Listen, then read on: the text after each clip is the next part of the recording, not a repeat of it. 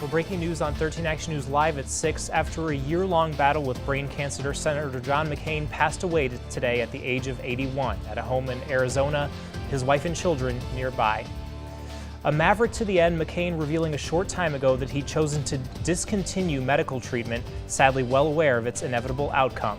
Reporter from our sister station in Phoenix, Melissa Blasius, has a look back at the life of a real American hero.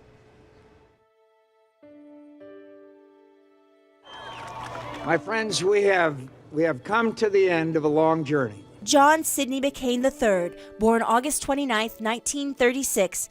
As a naval pilot, he narrowly escaped death in a fire aboard the USS Forrestal in 1967. That same year, his plane was shot down over Hanoi, captured by the North Vietnamese. He was tortured 5.5 years as a prisoner of war. I know how to fight, and I know how to make peace. I know who I am and what I want to do. Years after his release, McCain married Cindy Hensley, his second wife, in 1980. He's a father to 7 children, including a girl adopted from Mother Teresa's orphanage. After resettling in Arizona, he ran for Congress in 1982.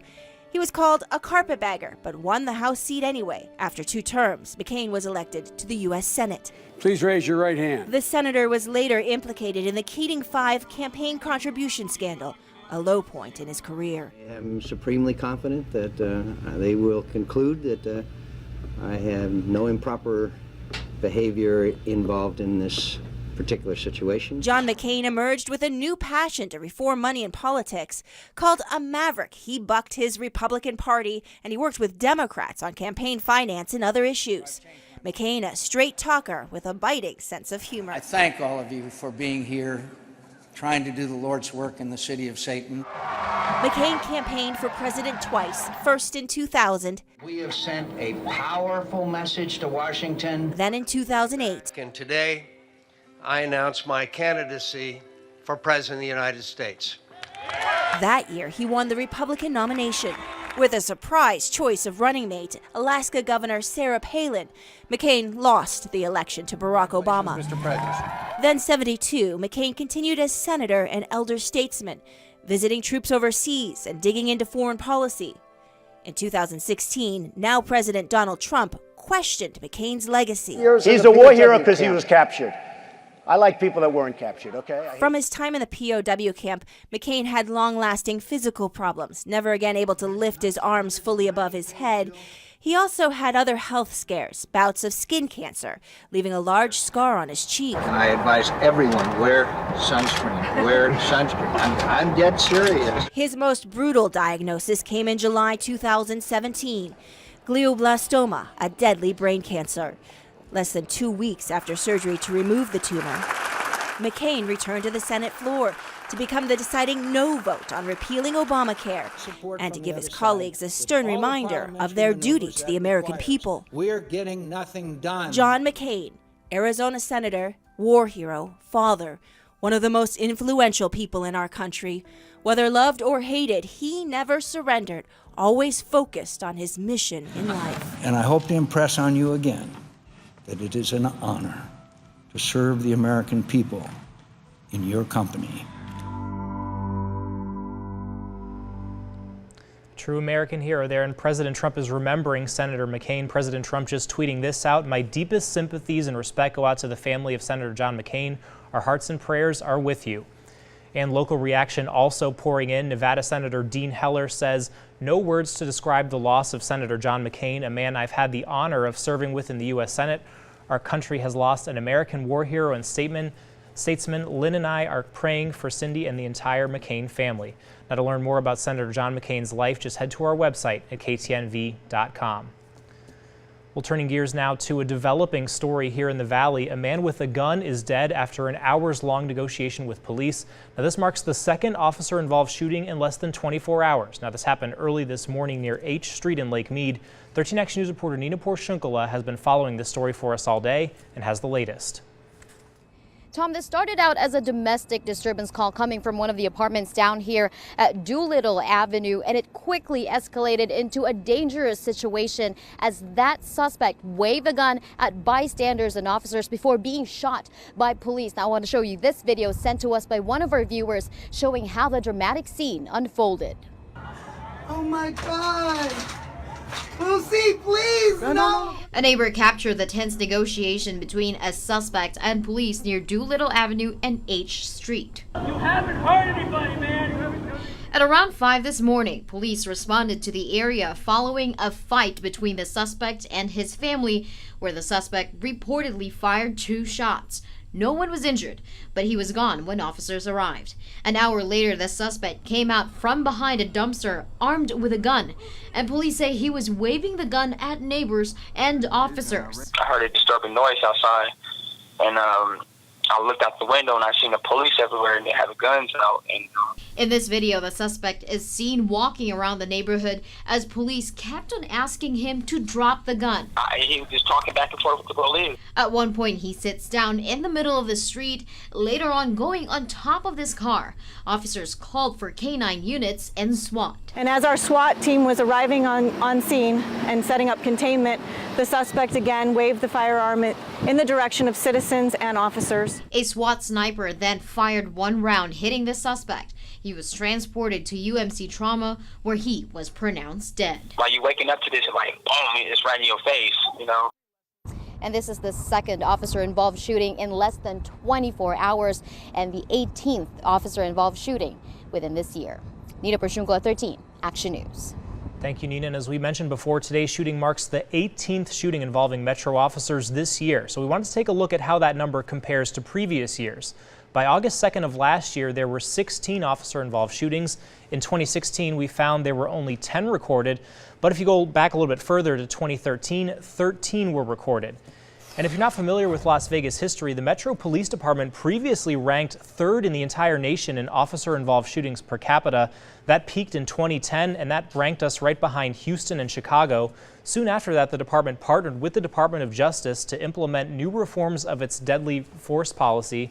Last year, officer-involved shootings were down 36% since 2010. Well, new at 6, OSHA is now investigating after a construction worker got trapped in a trench at the old Riviera property. This happened just before 4 o'clock tonight. Clark County firefighters just now sending us these pictures there you see from the scene. They say the victim was working in a trench when a portion of a wall fell on him, trapping him at about waist height. He was eventually freed and then taken to UMC. No word right now on his condition. Also new at 6. A live look at New York, where we've learned more than a dozen people got stuck in an elevator. It took crews about 20 minutes to free those who were stuck there, and no one was hurt. We'll take a look at your screen right now. Metro is asking for your help finding this missing 81-year-old woman. Mary Fulmar was last seen near Lamb and Russell. She's suffering from dementia and may need medical assistance. Mary was wearing red and black flannel shirt and jeans.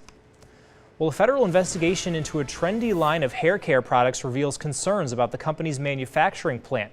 Contact 13 and Chief Investigator Darcy Spears first exposed consumer claims about Monate hair care back in March. Well, tonight she's got the results of an FDA inspection. Darcy explains why the agency says Monate's products could be contaminated. As consumer complaints about hair loss and scalp sores were piling up across the country, the FDA sent inspectors to the Florida facility where Monate products are made, and a federal report shows inspectors found unsanitary conditions. Monate claims its ingredients and products are safe. They point to new testing they paid for showing their products are non-irritating, hypoallergenic, and dermatologically safe on all skin types, but 10 lawsuits and about 300 adverse event reports filed with the FDA say otherwise. I literally had almost a baseball size of hair in my hand. She's lost, I would say, 3/4 of it. Her hair is breaking off. I found massive clumps of hair that were concerning in her crib. It was supposed to strengthen your hair. It was an expensive product, and I thought it would help my hair. But instead, I'm devastated with what my hair looks like right now. We introduced you to these women and their concerns back in March. They're among a long list of consumers who say Monate products ruined their hair. Monate's line is sold mostly on social media through multi-level marketing. The products are advertised to promote hair stability and growth, but multiple lawsuits from San Diego, Indianapolis, Oklahoma City, Phoenix, Las Vegas, and more say customers have experienced significant hair loss or thinning and other complications such as itching, scalp irritation, sores, and cystic acne after using Monate products. I can't do it. I cannot sell something that does this to women, men, children. It was extremely hard to deal with. Las Vegan Erin Ostby used to sell Monate as one of its market partners. She stopped after losing her own hair. My dad used to always say I was like Samson from the Bible. I got my power from my hair. So it was really upsetting, and I couldn't do that to someone else. In March, the FDA sent inspectors to B&R Products, Monate's Miami area manufacturing plant. Several months later, the FDA released this report, which found Monate cosmetics being prepared, packed, or held under insanitary conditions, whereby it may have become contaminated with filth. The report notes multiple products were at risk of cross-contamination due to open reactor lids and missing protective caps on hoses used to pump product. A reactor ready to process a new batch of hair care products still had old product residue even after being cleaned multiple times by facility staff, and empty containers of Rejuva beads were left uncovered and exposed in the filling line after employees finished their workday. In March, before the FDA's report was released, Monate co-founder Luis Urdaneta posted on Facebook Live about the inspection. And the report that we have this morning from them, that they are leaving the office now, is that everything is fine. It guarantees that we are doing the things as the things need to be done. An FDA legal expert we spoke to says this report falls on the mild side of the enforcement spectrum and contains some fairly common issues, but does note some minor violations of the Federal Food, Drug, and Cosmetic Act. Monate says the FDA's report contains nothing of significant concern. A spokesperson claims it's like the manufacturing facility getting an A grade or maybe an A-, but the FDA says it would never assign a grade. The FDA does not approve cosmetic products or certify product safety or quality, but the agency did take samples of Monate products for further testing. So far, there is no evidence that contamination resulted from the insanitary conditions.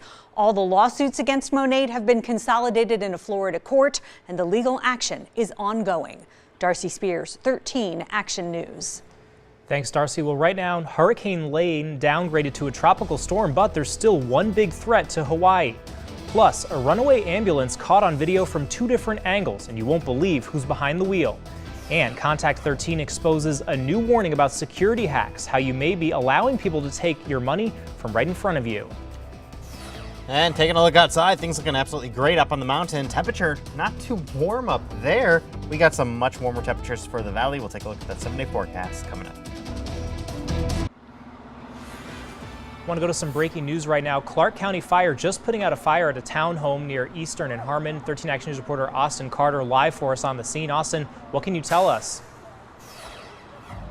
Yeah, well, Tom, definitely some good news. It seems this fire is out right now, but I do want to show you where firefighters have focused their investigation here at this townhome. You can actually see that yellow tape is up there, that fire line there. You can actually see some debris on the ground in that driveway there. Now, we were told that Clark County Fire got out here sometime after 5 o'clock to reports of a structure fire. Now, a neighbor here I just spoke with minutes ago tells me that this home was vacant at the time. The cause of this fire is not known right now, but as you can see out here live, firefighters are starting to pack up their things and get on out of here. So it does seem like this fire is out right now. So again, that's some really good news. We are working again to find out exactly what caused this fire. Once we get any new information, we'll be sure to pass that along to you. For now, reporting live, Austin Carter, 13 Action News. Thank you, Austin. Well, caught on video, a 13-year-old in Rhode Island steals an ambulance and crashes it into a motorcyclist before driving into the woods. The motorcyclist wearing a GoPro camera. From his perspective, you can even see the rookie firefighter clinging to the ambulance, trying to stop the teen. That firefighter injured but okay. The teen, who had ADHD and autism, was unharmed. Well, there's a growing problem you might want to consider when you're thinking about buying a new home security system. Scripps national investigative reporter Jace Larson and Contact 13 have what you need to watch out for.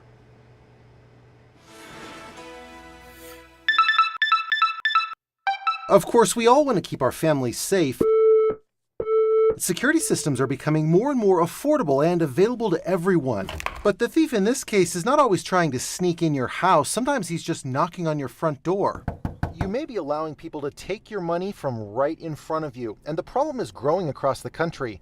While burglaries are down across the country by nearly 5%, the amount of alarm systems is expected to be up 30% by the year 2020. They're starting to see these alarming practices of companies using scare tactics, other kinds of misrepresentations, and also failing to really make clear to consumers how much their services are going to cost. A recent report by the Consumer Federation of America says that scary sales tactics and false claims are up. The group found some cases of people using false fear or no-cost promises to try and sell systems claiming your neighborhoods are not safe because of the opioid crisis, and we have a free county service to provide alarm systems to new homeowners. Other methods are more subtle but just as deceiving.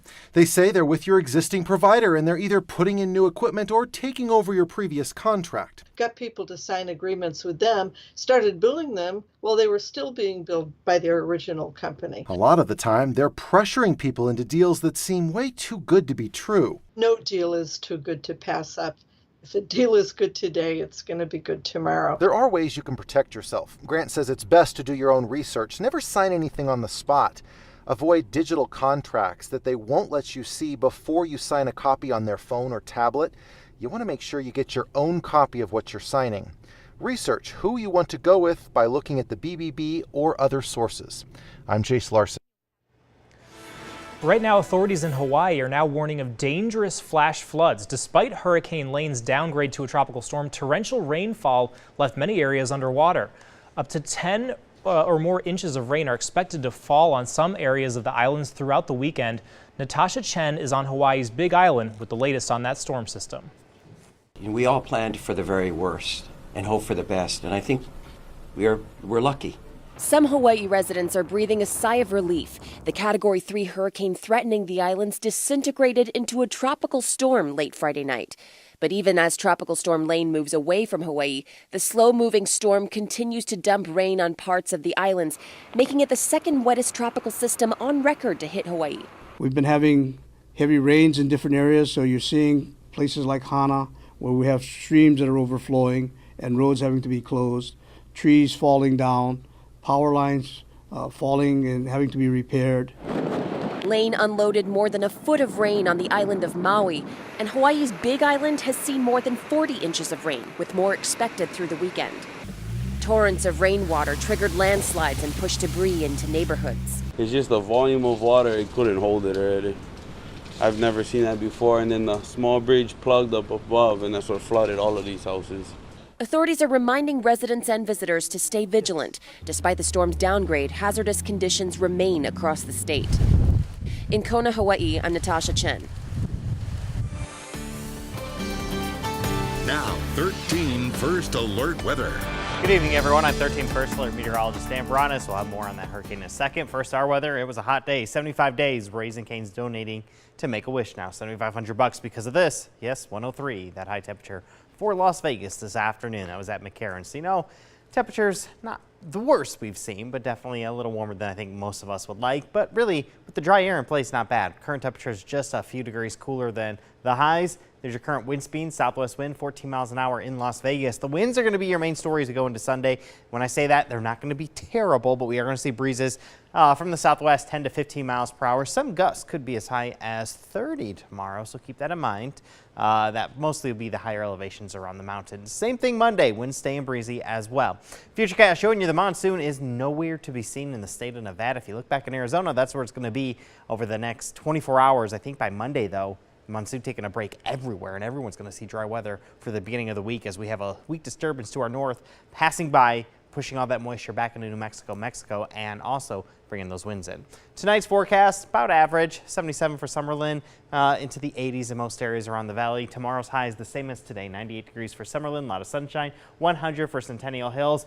Yeah, that flooding is still going to go on around Hawaii. There's the Big Island right there, and you can see all that green and red. It's even on that radar on the east side of the island. That's where they've seen most of the rain thus far.